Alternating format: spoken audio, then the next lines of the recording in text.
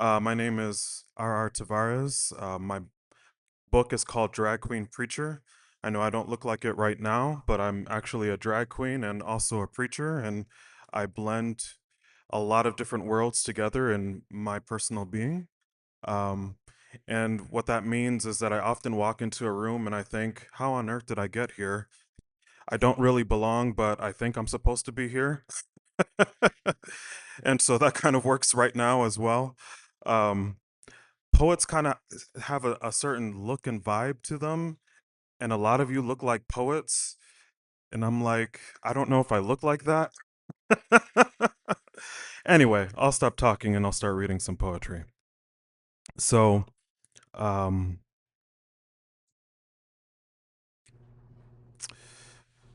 I'm gonna read the poem called Drag Queen Preacher, which is actually the title of the book as well. I meet a former sex worker in the dressing room.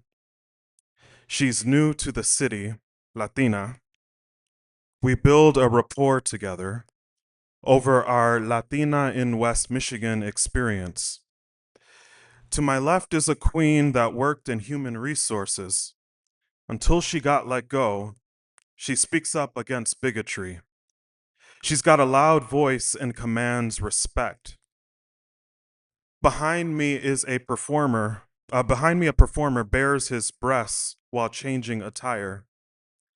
He speaks freely of transitioning, meaning his story is still being written, and he's not ashamed of his destiny. Over there, that girl is a therapist, as in, she has real degrees and a day job. Okay, honey, work it and get me a referral. That young queen is new, searching for a mother. A seasoned queen that has been here for years helps the new girl adjust her wig.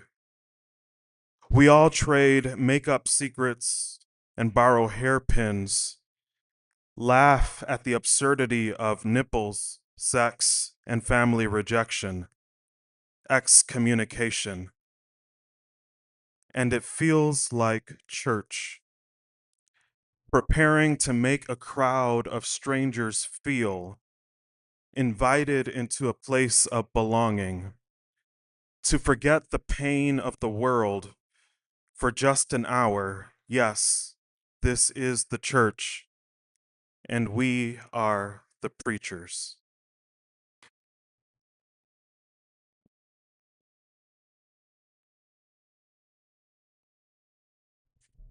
So, a lot of my book deals with different themes related to identity. I am Afro Latino. My parents are from Dominican Republic and Puerto Rico. And I was born in the United States and lived most of my life here in West Michigan. And so, in addition to talking about queer themes in my book, I also explore some of those cultural themes.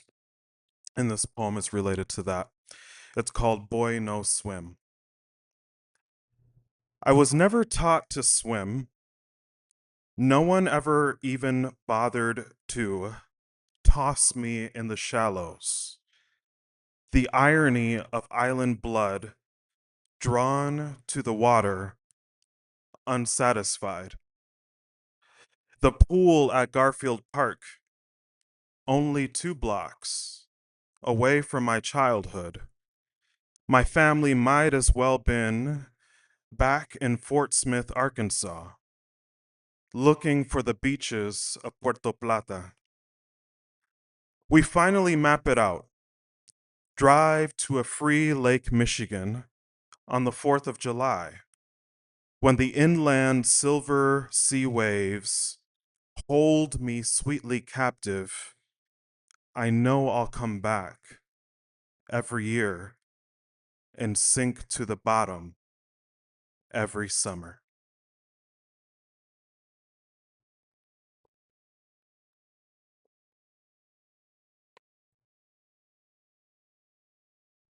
I'll read 2 or 3 more. This one is called What is This Feeling?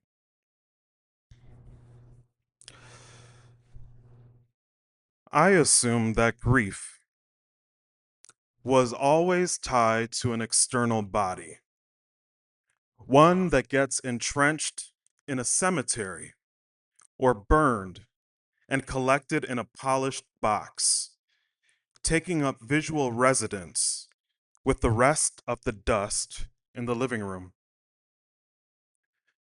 No one told me the decay you cannot see makes a dwelling called panic you feel with every swallow, daring you to weep in public. Make yourself the fool so that over and over strangers ask, where does this feeling come from? How do you explain it? No one died, but they killed you. You told them who you are, and they left you, but not before taking all precious minerals from your vertebrae, leaving you hunched.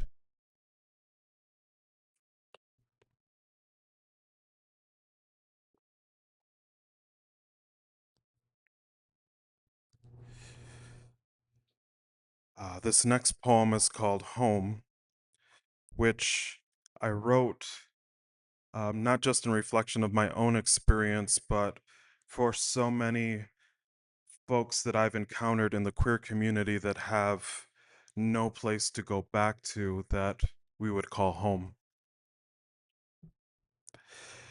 I wonder what it's like to come home, to be welcomed into a place where your body matches your spirit. What would it be like to find the front door unlocked? You approach, and the port eddies open. The whoops and applause greet you. The final sibling has arrived. Here they all know you. Fell off your bike at 6 years old, scarred up your knee. They know about your first crush, your last crush, your first kiss, your favorite color, the warmth of orange. Might it be a delight? They tease you a bit. Nothing serious. Ruffle your hair. You laugh and don't care. They invite you to share a game called Remember When. Sister burned the pancakes, summer picnics in the backyard, snickering during church service, playing hide and go seek, counting down, getting caught, and giggles of joy. I wonder what it's like to have dinner together. You come to the table, it's your turn to pray. Yes, it's your turn. All are favored here to lead the rest, thanking the Creator for who y'all are and what this place represents. Let us then say grace.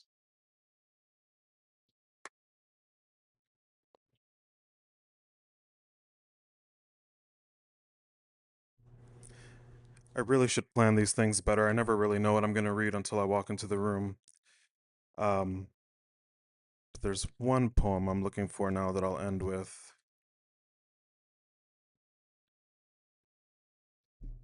Doo-doo-doo.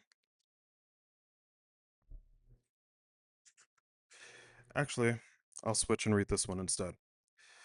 This one is called Good Morning, Villamella.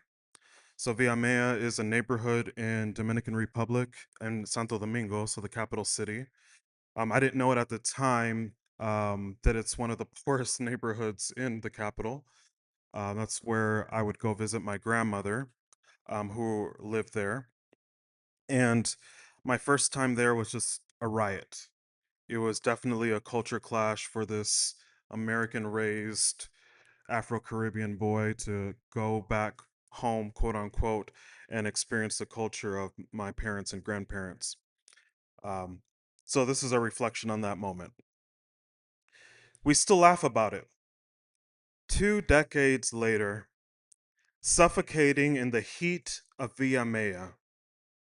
Roosters greeting the daylight, mopeds and motos tearing through a strip road, over the sound of an undeclared battle, competing stereos of the homes nearby. Salsa, merengue, bachata, rap, songs of lost love, lust, and for some reason, a burro, creating a cacophony that can disturb the mind of any Midwest raised girl, even if she is Dominican at heart. All this at 8 a.m. Sanity is erased when the neighbor lady begins to sing. But is it singing when the notes clash with the entire barrio? She sounds like the war cry of the four horsemen of the apocalypse. Even if this is the second coming of Jesus, my second oldest sister has had enough. Hair in a bedhead afro, she flings off her covers, pulls open the wooden window shutters of our room, screaming, "Shut up! Shut up! Shut up!" And of course, no one does.